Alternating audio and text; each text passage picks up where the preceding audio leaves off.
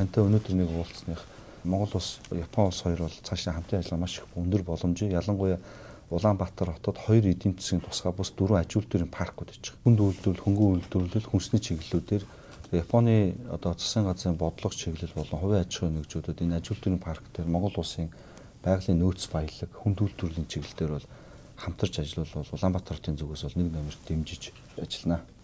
За дээрээс нь бас нэг онцлог 2 төсөл байж байгаа. Японы засгийн газартай бол хамтарч их сонирхол байгаа. Энэ бол Улаанбаатар хотын хамгийн анхны метро бас таранбай. それはウランバートルのモンゴルの最初の地下鉄のプロジェクトと裏面電車のトラムのプロジェクトです。 Метроны төслийн хамгийн анхны тэзүү 2012 онд Ориентал консалтант болон JICA-гийн хамтрал, JICA-гийн захиалгаар хийсэн байдаг. 2 оны 4 тэрбум доллараар эцэлэгдсэн.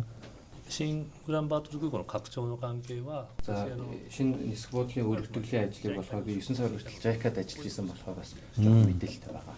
Хамгийн сүүлчийн мэдээлэл надад байхгүй байгаа ч гэсэн яг хамгийн чухал төсөл гэж одоо голчилж байгаа гэдгийг бас сайн ойлгож байгаа.